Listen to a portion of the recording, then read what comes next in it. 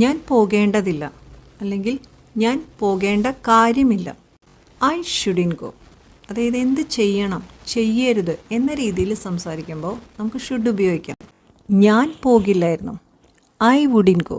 നിൻ്റെ സ്ഥാനത്ത് ഞാനായിരുന്നെങ്കിൽ ഞാൻ പോകില്ലായിരുന്നു. കഴിഞ്ഞു പോയൊരു കാര്യത്തെക്കുറിച്ച് ഒരു ഇമാജിൻ ചെയ്ത്, അതായത് ഒരു പേഴ്സണൽ ചോയ്സാണ് ഇവിടെ പറയുന്നത്. If I were you I wouldn't go. ഞാൻ പോകില്ല. അതായത് ഒരു ക്ലിയർ ആൻഡ് സ്ട്രോങ് ഡിസിഷനാണ് ഇവിടെ പറയുന്നത്. I won't go. അതായത് ഭാവിയെക്കുറിച്ചാണ് ഇവിടെ സംസാരിക്കുന്നത്.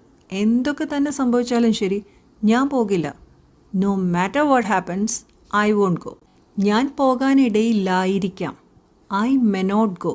അതായത് ഇവിടെ ഒരു പോസിബിലിറ്റിയാണ്. പോകാനും പോകാതിരിക്കാനും ചാൻസ് ഉണ്ട്. 50-50 ചാൻസ്.